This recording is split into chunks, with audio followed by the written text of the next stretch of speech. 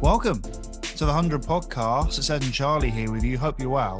Today we're joined by Warwickshire and Birmingham Phoenix wicketkeeper batsman Chris Benjamin. Chris, how you doing? Very well, thanks, and yourselves. Thanks for having me. Not at all, Chris. Thanks for coming on.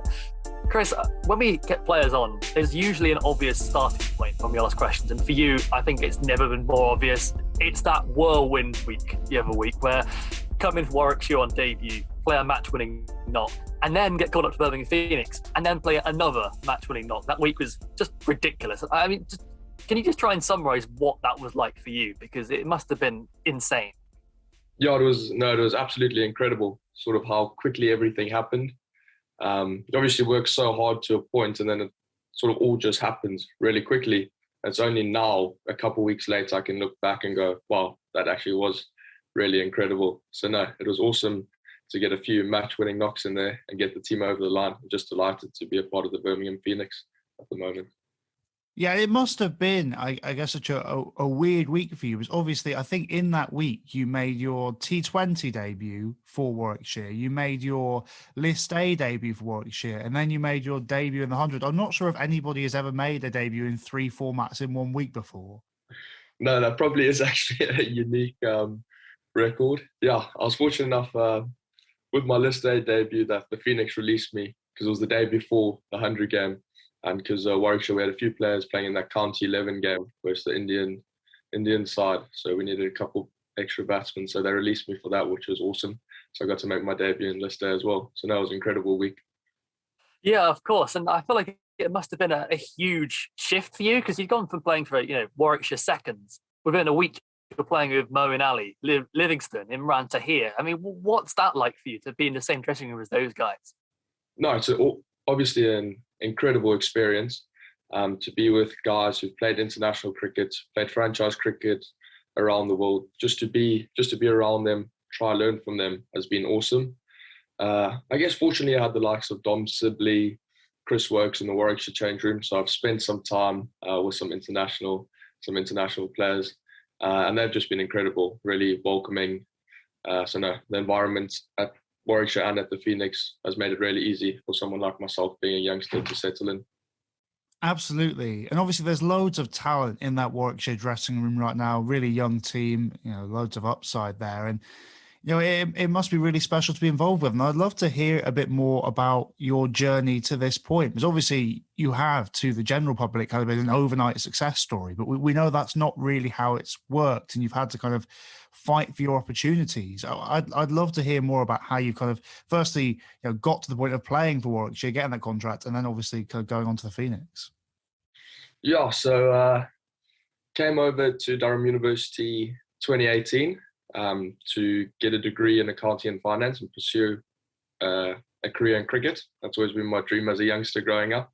So came over, played club cricket first off for Cambridge Cricket Club, and then trialed with Essex, second team in my first year, 2018. Actually went really nicely, I thought.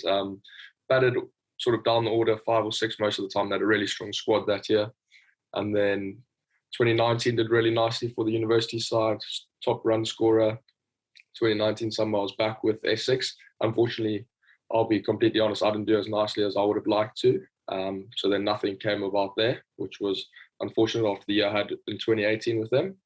And then, 2020 was obviously a tough year.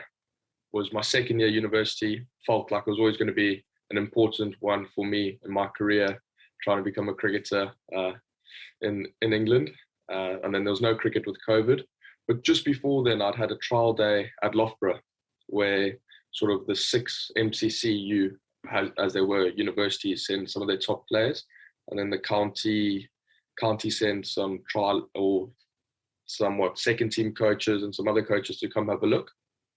And Ian Westwood was there that day and saw me batting in the nets and was quite impressed. So he was trying to get me to come for a trial in 2020, which never happened. And then fortunately in this year, I managed to get over to Warwickshire for a trial, and it sort of all steamrolled from there, really. As an Essex fan, hearing you speak about the way you didn't get picked up is pretty painful for me. Sitting up while you're playing now, it is great to see you doing so well, and it really is testament to your hard work that it's paid off for you so nicely.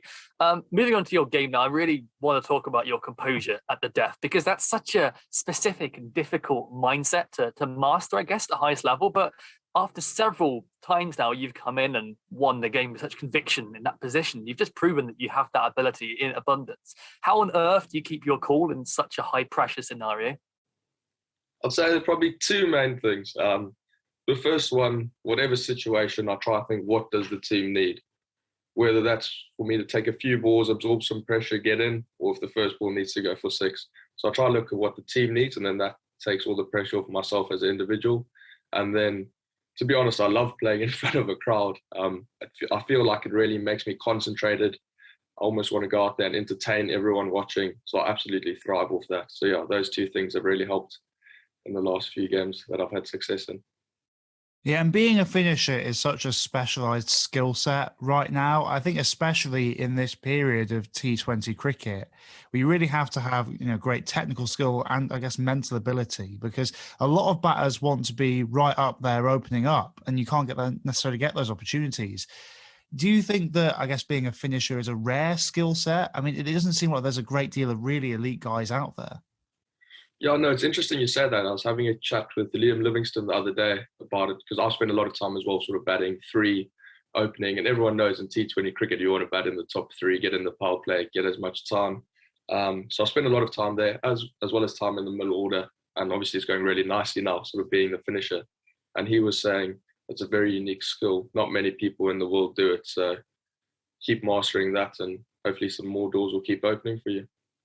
Yeah, and you mentioned Liam there, and there is, I guess, a really nice a mix of experience within that Phoenix dressing room. Obviously, Liam and Moeen, Imran Tahir, obviously done it all. Loads of experience there to kind of pull from. And then you've got a great coaching staff, Dan Vittori, James Franklin, Ian Bell, Kane Williamson. It just feels like there's a lot of experience there that you get to pull off. And it seems like a really great environment for someone like yourself and the rest of the young guys in the team to thrive in. Oh, it's a fantastic environment that Dan, the coaches, and Mo have created. One of the biggest things that they've been pushing, especially Mo and Dan, is go out there, be brave, play the shots you've played to get you selected. And as a youngster, that just fills you with so much confidence and really relaxes you, because there's no pressure coming from the coaches. They back you 100%. Go out there, enjoy it, have some fun, and back yourself. And ultimately, that's led to the team having success. And as we've seen, many guys putting their hands up at different stages to win the game for the team, which has been fantastic. Yeah, I'm watching from the sidelines. There's one thing that really sticks out for you guys. For me, it's just that mentality that you have. You have so many players who can just go out and win games, and you play with a very, I guess, carefree attitude. You're very positive, very aggressive, and that's something that's not just your top order, but really all the way down. I think that's so impressive. But I want to talk about the way you were picked up, I guess, coming into the Phoenix here, because that was largely down to Moeen Ali, if I understand correctly, and the way you dominated spin. Having watched you play, your game against the spin is just remarkable for a guy with not a huge deal of top level experience. But can I talk about your reverse sweep for a minute, please? Because it takes serious nerve to not only play that shot on live TV, but against Rashid Khan and Son Ryan, and not only do it, but do it so well and just casually hit him for 4 every time. How on earth do you do that? Like, how much you had to work on that skill? Because as a fan, it is insane to watch. Yeah, it definitely is a skill I have had to work on. It's one, though, the more you play, the more confident you get and the better you get at it. So right now, I feel I almost can't miss it, which is always a good feeling. So if the field's on, I'm happy to play at whatever ball, whether it's my first ball, my last ball before 100, whatever it might be. So I'm feeling really confident, and that's probably the key with a shot like that.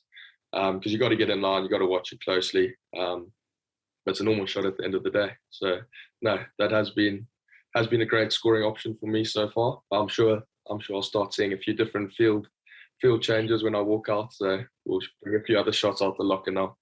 You say it's a normal shot, but it's something that is so hard to do, and I feel like it's very rare to see someone who has that, I guess, super skill set in that particular area. But you're in a weird position at Phoenix that you do have another player who's really good on that particular shot in your dressing room, in Miles Hammond. Have you spoken to him about that shot? Because I think his stats for reverse sweeps are ridiculous. I feel like he averages like 150 or something off the reverse, which is just mad.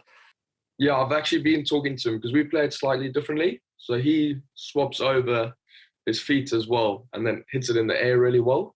So I've been trying to talk to him, sort of learn, understand what he does to hit it in the air so well. Because I played a little bit differently. I stayed pretty much in the same stance and just switch my hands around. Or no, just turn the bat really, keep my hands the same, and then paces, I switch my hands around. So no, having someone like that who plays it so well for many years is great to sort of just learn from, pick their brain. So no, enjoying that. And tell me about how you go about developing that shot, because I think there's a lot of, I guess, talk from the commentary booth saying, oh, these guys have grown up playing it. It's easy for them. But clearly it's not. How much work do you have to put in to be ready to play a shot like that in a moment like that? Like, how does that kind of shot develop? How much do you have to play it in the nets? How much do you have to try it out in the middle? No, you definitely have to try it out quite a bit. I think I've probably been playing that shot now for 5 years. So it's not something that's sort of come on overnight. And I've definitely played it more and more over the last 5 years, it's sort of gradually building up. So yeah, playing it in the nets against different bowlers, seeing sort of which bowlers it works better to, working out which angles you can hit the ball, so where you can manipulate the field.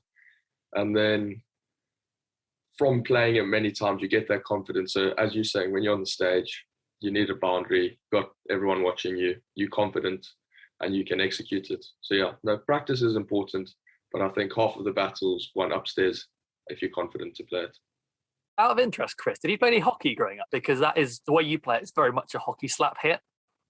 Yeah, so I did play quite a bit of hockey. In winter, I played a lot of hockey and rugby, and then was big into rugby. And then I had a shoulder op, which was quite a big shoulder op, which meant I had to, unfortunately, sort of give up rugby with my dream of being a cricketer. So I went back to hockey, and I guess in some ways that's aided my cricket further.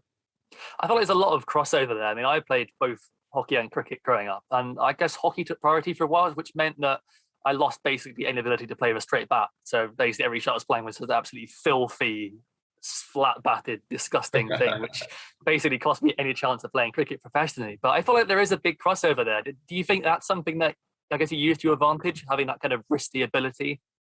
Definitely. I think you talk or you listen to someone like Tom Banton speak. He also plays that shot really well, and he played a lot of hockey, I believe. So yeah, lots of the players around the world who seem to play that shot well also have played hockey, so there's definitely a crossover. Yeah, and a guy who kind of was one of the first to pull out shots like that back when cricket was, I guess, a bit more conventional was Kevin Peterson. And there was a really beautiful moment in that first knock you played where Kevin Peterson was commenting on you. Clearly, he'd never seen you play before. He didn't know much about you, but he got to see this guy who clearly had a bit of inspiration from him and played some of the same shots. That was a really beautiful moment. And I know obviously you weren't watching because you were in the middle, but that must be quite a surreal feeling to know a guy like Kevin Peterson is watching and loving what you're doing and commentating on it. Absolutely incredible and surreal, as you said.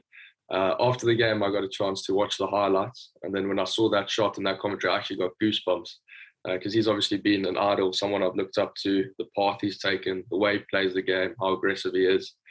He's played around the world, played for England. So no, he's definitely someone I've looked up to massively, try to build my game in some ways around. So to hear him commentating and loving it, yeah, it did give me goosebumps.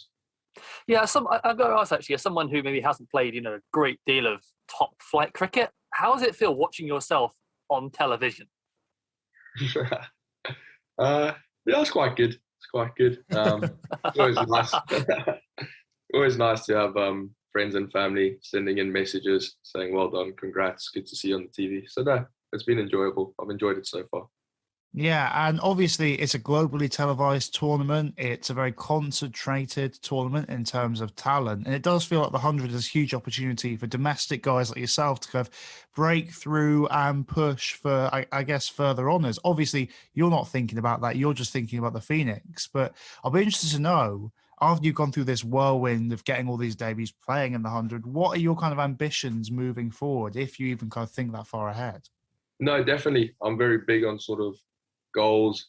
I do have great ambitions. So even before the 100, I had these ambitions. They were further off than they are now. So that's, at least we're getting a step in the right direction. Yeah, I've got ambitions to play for England in all three formats.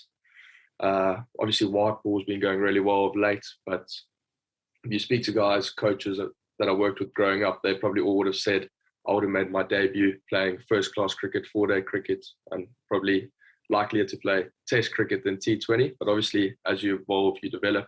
So I'd love to be a 3 format player, and then would also love to play some of the franchise stuff around the world. Would be incredible. It does feel like the franchise circuit for a long time has been dominated by, a lot of Australian players because the Big Bash is on television. And obviously the Blast wasn't television, but the 100 is, I guess, you've got a lot more games on there, a lot more free-to-air stuff. It's a lot more, I guess, available compared to the Blast. Is there kind of talk within, I guess, players like yourself and other younger guys in the dressing room that this might be an opportunity to maybe get gigs in, leagues, whether that is the Big Bash, whether that's the PSL, whatever it is? Is there kind of, I guess, hopes and thoughts about that? Yeah, definitely hopes. I know a few of the youngsters would love the opportunity to play in like the Big Bash or the PSL or whatever it might be. Someone like Will Smeed's been putting his hand up pretty high for a selection there, and then having the likes of Emmy, Mo, Libby, who've played in those leagues is also awesome. Get to talk to them, ask them, Kane, get in our changing room, ask them about it. They can also sort of give a good word, good reference if needed. So no, definitely the dreams of some of us youngsters. Absolutely. I feel like just before we start wrapping things up, Chris, we know that especially T20 leagues and franchise leagues, they're very data driven, and there's a lot of numbers and a lot of stats that go into making selections, and that's probably more important than being a big name, I think, at this point. I guess what I want to know is, when you're out there working on a game, are you thinking about those numbers and that data, or are you just striking a ball and not really thinking about that too much? Not at all. Doesn't even cross my mind. Whatever's needed for the team, try do. Try bat with the highest strike rate as possible, because that's normally for the benefits of the team. So that's probably the only number I ever look at. But no, not at all. And then I think, obviously they look at numbers and stuff, but who you are as a person and how you fit into their team is obviously massively important. So I think the way you carry yourself, where you are with teammates, looking out for each other is also massively important. Indeed. And going back to the Phoenix, finally, after 6 games, you guys are top of the table. Obviously, things can change. There are loads of really competitive teams. But what's the kind of feeling in the camp? Because obviously, you probably need to win 1 or 2 more games to definitely get through to the final 3. How's that camp going? What's the feeling like? And how confident are you guys of taking it to, hopefully, the final? No, there's obviously a lot of confidence within the group currently, having won the last couple of games on the bounce. But as Mo keeps emphasizing, stay humble, as that makes you hungry. So no, the boys are loving it at the moment. Confidence is great, but still really, really hungry to go win the next 2 and make sure we book a place in the final. Absolutely. Well, Chris, it's been a pleasure talking to you. Really interesting to chat about your game, and we've really enjoyed watching you in the tournament. So go well, and best of luck for the rest of it. Thank you very much for having me along. Take care, guys. Thank you. Thank you very much for listening to the podcast. You can find us on Twitter at Podcast100. We've got loads of clips there, loads of different stuff going on. So make sure to follow us there. And please rate, review, and subscribe to the podcast. We'd love to know what you think, and it would really help us out. So thank you very much for listening to the 100 podcast, and we'll speak to you next time.